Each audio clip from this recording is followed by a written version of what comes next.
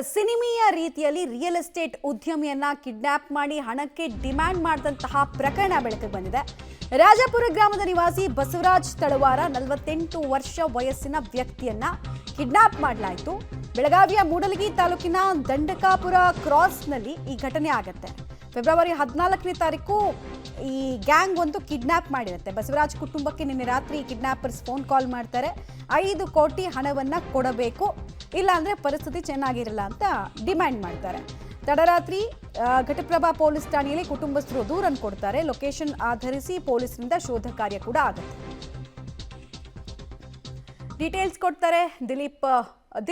ಸದ್ಯಕ್ಕೆ kidnap gang ಎಲ್ಲಿದೆ, ಹೇಗೆ ಅನ್ನೋದ್ರ ಸುಳಿವೇನಾದ್ರೂ ಸಿಕ್ಕಿದೆಯಾ? ಮತ್ತೆ ಕಿಡ್ನಾಪ್ ಮಾಡಿದಂತಹ ವ್ಯಕ್ತಿಗಳೇನಾದ್ರೂ ಪರಿಚಯಸ್ಥರಾಗಿದ್ರೆ, ಇವರ ಆರ್ಥಿಕ ಸ್ಥಿತಿಗತಿ ಬಗ್ಗೆ ಗೊತ್ತಿದ್ದೇ ಕಿಡ್ನಾಪ್ ಮಾಡಿರೋದಾ ಹೇಗೆ?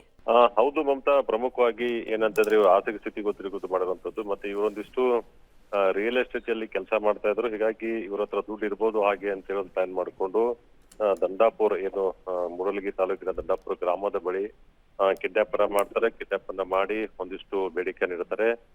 ತಕ್ಷಣ ಕಾರ್ಯಪ್ರವೃತ್ತದ ಬೆಳಗಾವಿಯ ಗೋಕಾಕ್ ವಲಯದ ಏನು ಘಟಪ್ರಭಾ ಪೊಲೀಸ್ ಠಾಣೆ ಪೊಲೀಸರು ಎನ್ಕ್ವೈರಿಗೆ ಹಾಕ್ತಾರೆ. ಅವಾಗ ಏನು ನಿಪ್ಪಾಣಿ ಬಳಿ ಅಂದ್ರೆ ಬೆಳಗಾವಿ ಬಾರ್ಡರ್ ನಿಪ್ಪಾಣಿ ಬಳಿ ಅವರನ್ನ ವಶಕ್ಕೆ ಪಡಿತಾರೆ. ಮತ್ತೆ ಬಹಳಷ್ಟು ಸಿನಿಮೀಯ ರೀತಿಯಲ್ಲಿ ತಡರಾತ್ರಿ 5 ಕೋಟಿ ರೂಪಾಯಿ ನೀಡಲೇಬೇಕು, ಇಲ್ಲಾಂದ್ರೆ ಬಸವರ್ ಬಿಡುದಿಲ್ಲ ಹಾಗೆ ಅಂತ ಹೇಳಿ ಬ್ಲಾಕ್ ಮೇಲ್ ಮಾಡಿದಂತ ಕಿಡಿಗೇಡಿಗಳನ್ನ ಈಗ ಬೆಳಗಾವಿ ಪೊಲೀಸರು ಮಟ್ಟ ಹಾಕಿರುವಂತದ್ದು ಮಮತಾ. ಮತ್ತೆ ಆದಷ್ಟು ಬೇಗ ಅವರೆಲ್ಲರೂ ಕೂಡ ಬೆಳಗಾವಿಗೆ ಹಾಜರು ಮಾಡ್ತೀವಿ SP ಅವ್ರ ಮುಂದೆ ಅಂತ ಹೇಳಿ ಮಾಹಿತಿ ಬಂದಿರುವಂತದ್ದು ಮಮತಾ.